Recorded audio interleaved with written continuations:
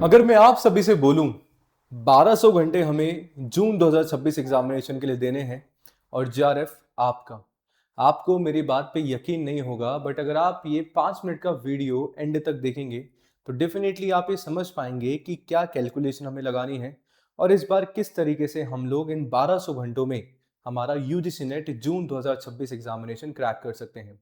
नमस्कार सभी को, नाम है मेरा योगेश एंड ये आप सभी के लिए लेके आता हूं आपके अपने इस YouTube platform JRF Adda and UGC NET spotlight by JRF Adda पे पेपर 1 एंड पेपर 2 मैनेजमेंट की क्लासेस।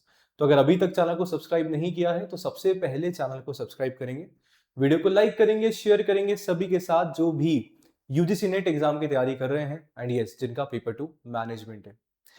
1200 घंटों की हम लोग बात करते हैं। आपको ये सबसे पहले समझना पड़ेगा कि आप सर 1200 आवर्स किस बेसिस पे बात कर रहे हैं। मैं बात कर रहा हूं हमारे यूजीसी नेट एग्जामिनेशन में हम लोग मान के चल रहे हैं कि हमारे पास जो है एग्जामिनेशन में 15 डेज बाकी हैं, 15 दिन 50 दिन हमारे पास है। और सर हमें पता है कि एक दिन में 24 घंटे होते हैं, तो अगर 50 दिन के हिसाब से हम लोग लगाएं तो अभी पूरा का पूरा टाइम हमारे पास है 1200 आवर्स का। बट यस ये भी बात आपको यहाँ पे समझनी चाहिए कि सर पूरा 1200 घंटे हम लोग नहीं दे सकते हैं। हमें यहाँ पे ये सीखना पड़ेगा कि इन 1200 आवर्स को हम किस तरीके से यूटिलाइज करें। और एक बार आपने यूटिलाइज करना सीख लिया तो इजी वे में आप अपना जो पूरा का पूरा स्टडी टाइमिंग है, पूरा का पूरा स्ट्रैटेजी है, वो आप ध्यान में ले सकते हैं। यानी कि इन 1200 घंटे में से मैं आपके 1200 घंटे पूरे नहीं मांग रहा हूँ। मैं अगर बात करूं, जैसे कि मैं मैथ्स का टीचर हूं, तो थोड़ा सा कैलकुलेटिव वे में हम लोग बात कर सकते हैं। डेली के आपको देने हैं अपने 8 घंटे। अगर आप 8 घंटे आप सभी डेली बेसिस पे देने के लिए रेडी हैं तो यस ये वीडियो एंड तक देख लेना। नहीं हो रेडी तो यहीं से स्किप करके चले जाना, क्योंकि नहीं हो पाएगा। इतना तो टाइम जो है हमें कहीं ना कहीं देना पड़ेगा। मैं बिल्कुल थोड़े से हार्श वर्ड बोल रहा हूं but yes this is the reality. क्योंकि अगर प्रेजेंट टाइम पे हम लोग यूजीसी नेट एग्जामिनेशन के बारे में सोचें और समझें, ये वो वाला टाइम है जहां पे हम मेहनत करके थोड़ा सा हमारा एग्जामिनेशन ले सकते हैं। बट अगर यही चीज आप 15 से 20 दिन बाद सोचोगे तो शायद बहुत ज्यादा लेट हो चुके होंगे। बैक टू द टॉपिक की जय, मैं बात कर रहा हूं 1200 घंटे, उसमें से मैं बोल रहा हूं आपको मुझे केवल और केवल 8 घंटे देने हैं। यानी कि 8 घंटे 50 दिनों के हिसाब से आपको 400 घंटे कहीं ना कहीं लगाने हैं अपने पेपर 1 एंड पेपर 2 के। कैसे करना है? ये 8 आवर जो है मिनिमम है। मैक्सिमम अगर आप 10 से 12 घंटे भी दे सकते हैं तो बहुत ही अच्छी बात है, उसके लिए कोई मना ही नहीं है। करना क्या है, हमें डेली बेसिस पे आपको पेपर 1 एंड पेपर 2 लेके चलना पड़ेगा। अब क्या स्ट्रैटेजी हमें काम में लेनी है, सुनते हैं समझते हैं। सबसे पहले आपको क्या करना है, किसी भी एग्जामिनेशन की हम लोग बात करें तो सबसे पहले हमें सिलेबस मैपिंग करनी होती है। ठीक है, हमें पता होना चाहिए कि क्या पढ़ना है, कैसे पढ़ना है, कितना डेप्थ में हमें जाके पढ़ना है। तो पूरा का पूरा सिलेबस लो और साथ में जो है आपका प्रीवियस ईयर पेपर जो है तुम्हारे पास होना चाहिए। उसमें से तुम टॉपिक्स को निकालो, सिलेबस को मैपिंग तुम्हें करना पड़ेगा, टॉपिक्स को निकालने पड़ेंगे। और उन टॉपिक्स को कहीं ना कहीं तुम लोग एक पर्टिकुलर टेबल में लिख लो कि कौन से टॉपिक जो है इजी है, कौन से टॉपिक मीडियम है तुम्हारे अकॉर्डिंग, और कौन से टॉपिक जो है टफ है।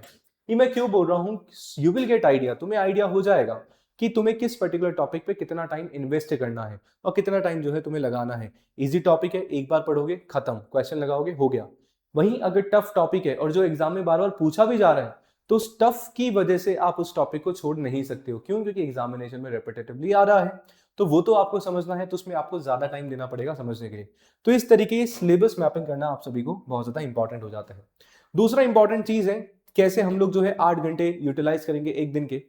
आपको ये बात समझनी पड़ेगी कि आप सब कुछ नहीं पढ़ सकते हो इस पॉइंट ऑफ टाइम पे। अगर आप 6 महीने 8 महीने पहले खड़े होते तो शायद मैं आपको यही बोलता कि हर एक चीज को डेप्थ में हमें पढ़ना है, चीजों को साथ में लेके भी चलना है। अगर आप अभी ये वीडियो देख रहे हैं और दिसंबर 2026 की तैयारी कर रहे हैं तो चीजें डेप्थ में भी आप सभी को पढ़नी है। But you are preparing for June examination तो फिर हमें थोड़ा सा स्मार्ट स्ट्रैटेजी लगानी पड़ेगी।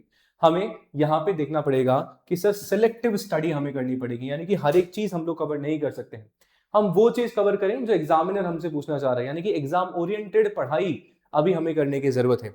यानी कि सबसे पहले प्रीवियस ईयर क्वेश्चंस आप लोग निकालो, है ना, पिछले 5 ईयर्स के। मैंने पिछले वीडियो में आप सभी को बताया था कि किस तरीके से प्रीवियस ईयर क्वेश्चन से हम लोग जो है इंपॉर्टेंट टॉपिक्स को निकाल सकते हैं। जरूर से अप्लाई करिएगा, नहीं देखा तो वीडियो जाके जरूर देखना, और इनसे आपको आइडिया लग जाएगा कि कौन से टॉपिक जो है रिपीटेड है। यानी कि यूजीसी नेट एग्जामिनेशन आपका कोई ऐसा रैंडम एग्जामिनेशन नहीं है, आपके पास ऐसा रैंडम पेपर नहीं आता है। मोस्ट इंपॉर्टेंट टॉपिक्स हमारे पास होते हैं, यानी कि कहीं ना कहीं आपका एग्जामिनेशन प्रिडिक्टेबल है, ये हम हमारे टॉपिक्स को प्रिडिक्ट कर सकते हैं कि यहाँ से क्वेश्चन पूछा जा सकता है। Yes, I do understand 100% predictable नहीं है, बट एटलीस्ट 60 to 70% हमारे पास वो टॉपिक्स होते हैं जो रिपीट होते हैं हर बार एग्जामिनेशन में। तो यस, उन पर्टिकुलर टॉपिक्स को निकालो और उनको अच्छे से कॉन्सेप्ट के साथ पढ़ना स्टार्ट कर दो। चाहे मैं पेपर 1 की बात करूं, चाहे मैं पेपर 2 की बात करूं। मैं बोल क्यों रहा हूं? क्योंकि कुछ सेलेक्टिव चीजें होती हैं जो हर बार एग्जामिनेशन में आती हैं, और अगर उन सेलेक्टिव चीजों को ही आप नहीं पढ़ रहे हो, उनको स्किप कर दोगे, तो शायद एग्जामिनेशन भी आप सभी के हाथ से निकल जाएगा। तो सेकेंड इंपॉर्टेंट चीज जो आपको ध्यान में रखनी है, सेलेक्टिव स्टडी हम लोग करेंगे, है ना। हर एक चीज पे हमें फोकस नहीं करना है, एग्जाम ओरिएंटेड हमें पढ़ना है। नेक्स्ट इंपॉर्टेंट है एक्टिव रिविजन प्लान बनाना है। केवल पढ़े ही नहीं जाना है, पढ़ रहे हैं, बट रिविजन प्लान आपका एक बहुत अच्छा, एक स्ट्रॉन्ग रिविजन प्लान होना चाहिए। 147 बहुत इंपॉर्टेंट और बहुत कॉमन और बहुत पॉपुलर रूल है। 147 जो आज आपने पढ़ा है उसको आपको नेक्स्ट 4th डे पे वापस से रिवाइज करना है, एंड नेक्स्ट 7th डे पे आप सभी को उसको वापस से लेके बैठ जाना है। तो यानी कि वीक में जो है उसको एटलीस्ट 2 बार आप अगर पढ़ोगे उस पर्टिकुलर कॉन्सेप्ट को जो भी तुमने पढ़ा है, तो अच्छे से जो है तुम्हारा रिविजन हो जाएगा। मैंने बात की है 8 आवर्स की, कि इन 8 आवर्स में अगर आप ज्यादा दे सकते हैं तो और भी अच्छी बात है, पर मान के चलो अगर मिनिमम 8 आवर्स है, इसमें से आप डेली के 30 to 40 मिनट्स वो निकाल के चले जो आप कहीं ना कहीं रिवीजन को दे पाए। यानी कि कोशिश करें कि सोने से पहले आधा घंटा जो भी सुबह से शाम तक आप सभी ने पढ़ा है उसको आप अच्छे से रिवाइज करके सोएं, सो दैट दिमाग में कहीं ना कहीं वो सारी की सारी चीजें आप सभी की बैठ जाए। डेली रिवीजन प्लान हम लोग कर सकते हैं, और साथ में जो है वीकली रिवीजन हम लोग प्लान कर सकते हैं कि संडे का दिन आप लोग ऐसा निकालो जो मंडे टू सैटरडे जो भी आपने पढ़ा है, जो भी आपने नॉलेज एक्वायर करी है, उसको रिवाइज आप लोग अपने शॉर्ट नोट्स के थ्रू कर पाए, प्रीवियस ईयर क्वेश्चंस के थ्रू कर पाए अच्छे से। तो ये स्ट्रॉन्ग रिवीजन प्लान हमारे लिए होना चाहिए। कम पढ़ना है पर अच्छा पढ़ना है, क्वालिटी का हमें पढ़ना है, यानी कि जितना हम लोग पढ़ेंगे क्वालिटी बेसिस पे पढ़ेंगे, और जो हम पढ़ रहे हैं उसमें से कोई भी गलती नहीं होनी चाहिए। इस चीज के बारे में हम लोग सभी ध्यान में रखेंगे हमारी इस तैयारी के दौरान। नेक्स्ट इंपॉर्टेंट जब बात हम लोगों ने करी है ना, कि हमें जो है रिवीजन प्लान करना है, रिवीजन हमें करना है, और इन सारी चीजों को मद्देनजर रखते हुए आपको अपनी प्रिपरेशन का इवैल्यूएशन भी करना है कि हम लोग कितने पानी में हैं। कोशिश करें कि मैक्सिमम चीजों को हम जल्दी से जल्दी कंप्लीट कर पाएं, और मॉक टेस्ट जो है कहीं ना कहीं जरूर से हमें लगाना है। अगर कोई पहले से भी तैयारी कर रहा है और कोई अभी तैयारी करना शुरू किया है, मॉक टेस्ट बहुत ज्यादा इंपॉर्टेंट है। हाँ, आई डू अंडरस्टैंड, और तुम लोगों को ये पता भी होना चाहिए कि मॉक टेस्ट से तुम्हारा जेआरएफ का सिलेक्शन नहीं होगा, बट एज मॉक टेस्ट आप सभी को, जैसा कि मैं हर बार बोलता भी हूं, आप सभी को दिलाते हैं कॉन्फिडेंस। आपके अंदर एक अलग जो है कॉन्फिडेंस कहीं ना कहीं बूस्ट होता है। 3 घंटे बैठने की जो है क्षमता, कैपेसिटी आपकी डेवलप होती है। कंसंट्रेशन पावर जो है कहीं ना कहीं आप सभी की डेवलप होती है 3 घंटे 150 क्वेश्चन पढ़ने की, और क्वेश्चन को किस तरीके से रीड करना है आप सभी को 100% आ जाता है। तो एटलीस्ट एग्जामिनेशन में अपीयर होने से पहले 10 तो पेपर 1 एंड पेपर 2 के मॉक टेस्ट लगा के ही जाएं। मॉक टेस्ट में मार्क्स कमा रहे हैं, कोई दिक्कत वाली बात नहीं है। मॉक टेस्ट के मार्क्स जो है नहीं कंसीडर किए जाएंगे आपके रिजल्ट में, बट उससे हमें सीखना है, उन गलतियों को सीख के हमें जो है हमारे एग्जामिनेशन के लिए तैयार होना है। तो कुल मिला के मॉक टेस्ट से हमें डरना बिल्कुल भी नहीं है, हमें मॉक टेस्ट बना देने हैं हमारी तैयारी को एक अनदर लेवल तक लेके जाने के लिए, जो कि आपके प्रिपरेशन में 100% गेम चेंजर साबित हो सकते हैं। लास्ट एंड इंपॉर्टेंट, जैसे कि हम लोग ने बात करी थी नोट्स की, हम लोग यूजुअली करते हैं कि यार ये भी हम लिख लेते हैं, ये भी हम लिख लेते हैं, ये भी लिख लेते हैं। नहीं, ऐसा बिल्कुल नहीं करना है।